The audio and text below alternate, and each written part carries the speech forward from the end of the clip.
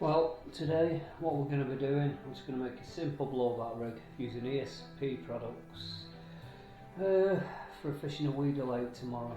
I'm going to be fishing, it's a big reservoir in Wigan and it's got fish to unknown sizes, £50. So I'm going to be making 2 blowback rigs with ESP components, and don't get me wrong, I'm only saying ESP components, I'm not sponsored by ESP in any way or any tackle given by ESP. I just like using their products because I rate them. You know, Terry Hearn uses them, you know, so if he's using them and catching the fish that he catches, well, that's why we use them. And here we have our components. We've got Cryogen size 6 grippers, 10 weedy green liners, size 2 to 6, and then we've got ESP £20 tungsten loaded soft brown, which is a really good hot length. Used it for years. This and the weedy brown. This is the camo brown. Sorry, correct my error. In the flipping green. And then we've got our little components here: rig rings, beads, little mini swivels, and obviously scissors. So let's carry on from there, and I'll show you how to tie the blowback rig on a size 6 using ESP components.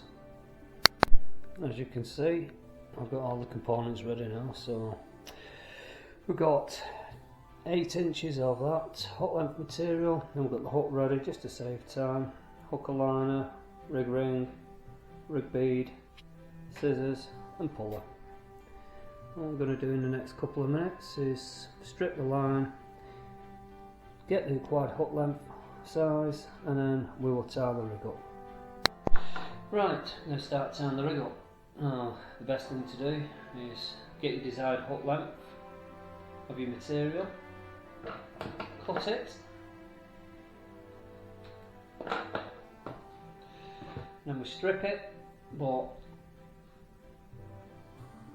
I use my teeth to strip it, which a lot of people don't. They all use rig strippers, but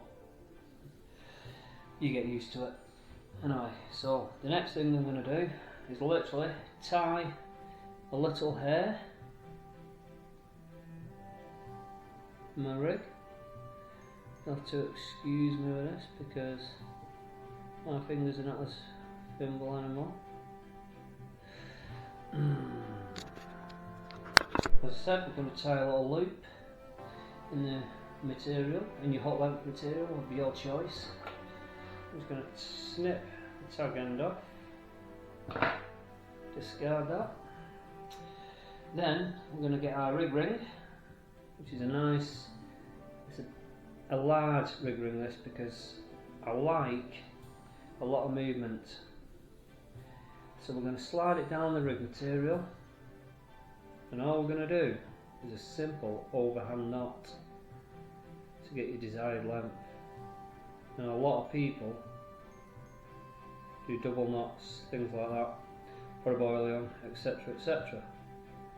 But me, I literally like to just do a single hand knot. I know roughly the size. This is going to be a 15mm with a piece of fake corn. So all we're going to do then is grab the hook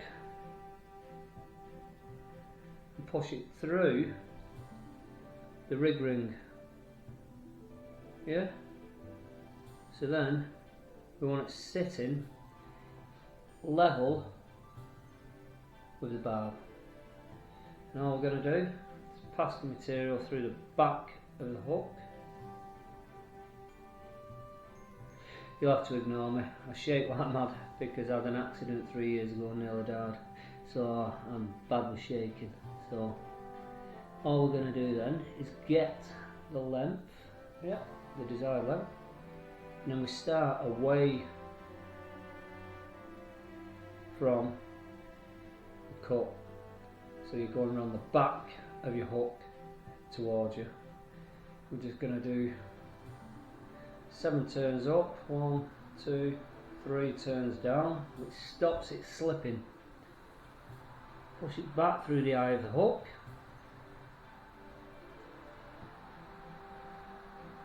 Wet it slightly, nick it down with your nails so you've got your desired length and tightness there then. And all I'm going to do there is grab my hooker liner, my ESP hooker liner, shove the end of your hook length material through the hooker liner. I'm going to slide it down carefully, mind your fingers because these hooks are very sharp, and they're straight out of the packet. I'm the opposite person to a lot of people. I like hooks straight out of the packet.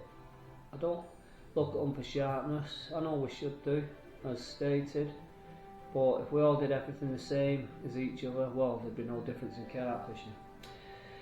Now, what we've got there, we've now got your tied rig.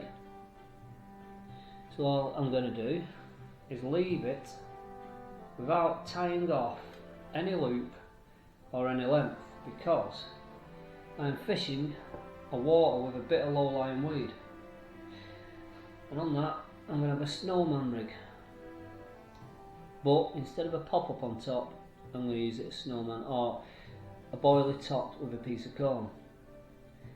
And hopefully that is just showing you how to tie a simple blowback rig.